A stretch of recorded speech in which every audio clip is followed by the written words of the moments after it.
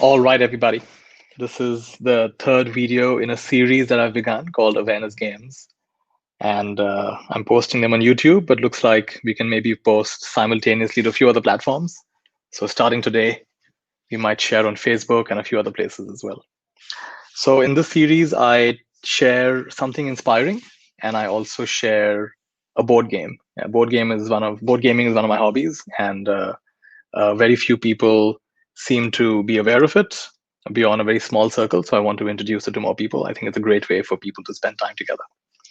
So the inspiring teaching for today is the power of agenda-lessness. A good way of describing this is a friend of mine who was very successful in her corporate career. She actually owned a big company. And then at some point, she retired. And I met her after she retired, and she said something to me. She said, Nitya, it's been a year since I retired, and I've noticed something that while I was working, for all those decades that I was working, every conversation, it seemed to have an agenda. People wanted something from me, I wanted something from people. And so every conversation, at some level, there was some kind of transaction involved. I needed something from them, they wanted something from me. And it's so wonderful for me now that I've retired, that I can just meet people as people. There's no sense of what they have to give me, whether this is time well spent or not. It's just a simple human connection. So this is the power of agenda-lessness. And perhaps we cannot be completely agenda-less in every single moment of our life. I mean, we have to be practical. We will have agendas, but at the very least, to be aware of our agenda. Because when you're not aware of your agenda, you tend to be living completely unconsciously. So be clear about what the agenda is. So, for example, the agenda could be fun. The agenda could be connection. The agenda could be wanting to bring out some possibility that's there that you see in a relationship or something like that. So at least become aware of your agendas and then hold them lightly, not tightly. You know, when someone comes to meet us and they really want something from us, you can smell it. You can literally smell it when someone wants it. And there's the kind of stickiness there that they want something, they want something, they want something. And it kind of takes away from the complete freedom to explore in that moment because we've already narrowed the field down to, can you give this to me or not? Will I get this from you or not? Right. And there's a nice experience we have with our close friends where we can just be. There's no strong sense of, oh, you have to give me this, you have to validate me, or you have to tell me I'm good enough. We can just relax with our friends because we're not trying to put up an image so much anymore. We can just be ourselves. There's a nice quote that a friend is someone with whom even we like the version of ourselves that comes up. So the power of agenda-lessness is when you're entering a meeting or when you're entering a room or when you're entering anything, a gathering, to be aware of your agenda and to hold it lightly, not tightly, and to even let it go if possible completely. And I've seen the real magic in this. This is almost like meditation in our day-to-day lives. Because meditation, actually, true meditation is agenda-lessness. It's not even for peace. It's not even for joy. It's not even for enlightenment, actually. Meditation just is. And so if you're in a turmoil, you experience a turmoil. A lot of racing thoughts, you experience racing thoughts. A lot of peace, fantastic, there's peace. But meditation is an intimate meeting with yourself, just the way you are. To bring that attitude of meditation into every aspect of your life. This is bringing agenda-lessness into your life, or at least to become aware of your agenda and holding it lightly and not tightly. So, is there anything else I want to share about this? Yeah, there's one nice story, which I think is a great example of agenda-lessness. There was a Zen master, Maizumi Roshi, and he was having a 7-day retreat. And in this retreat, there was a lady attending who used to be a professional dancer. And she'd had an accident, you know, in the train, in the subway station. She'd slipped and she'd fallen, and her leg got crushed. And she'd never been able to dance professionally after that. So she'd also come for the retreat, and her foot was a little deformed. So she always kept her foot covered. So every day you're supposed to have a meeting with the teacher. So she also went to meet Maizumi Roshi. And it's supposed to be a time where he'll check how your meditation is going. And, you know, so she sits down, she starts talking about her meditation. And Maizumi Roshi says, never mind that. Tell me about your foot. You want to know about my foot? So right away, she gets self-conscious. She's not sure. But as she sees that he's earnest, she starts talking about how she had an accident and what it meant to her and how it completely changed her life. And she can't control herself. She gets emotional. She starts crying. And she's embarrassed and she looks up. Even the Roshi is crying. They're both crying. So they cry together. Next day, again, she comes, starts talking about her meditation. He says, never mind that. Tell me about your foot. And again, she talks because something like that, you can imagine, it's affected her life in many, many, many different ways. There's a lot to talk about. So she shares some more and they both cry together.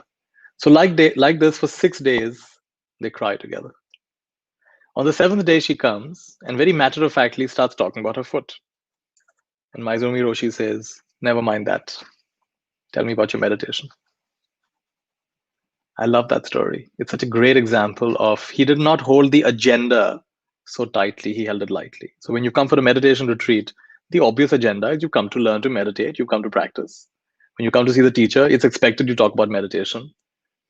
But he sensed that her need to talk about her foot was more important than her need to talk about meditation.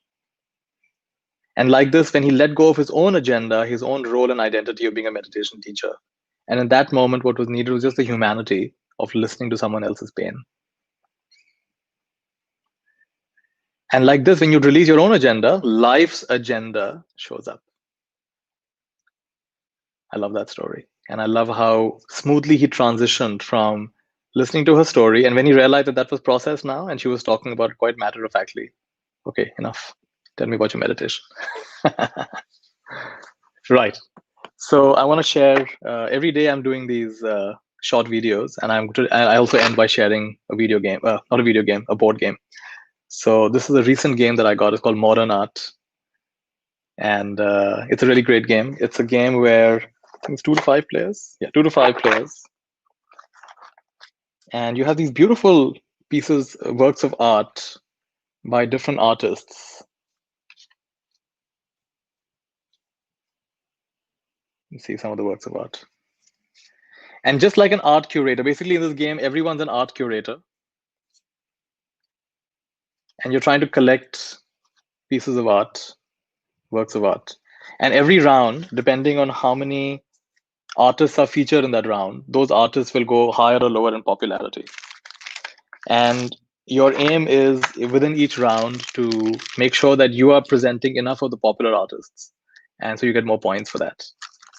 So, and you can also a little bit, you can change the system by, you can give awards. If you give an artist an award, then automatically get a little bit more popular. So you can put these award tokens and the popularity tokens on the artists.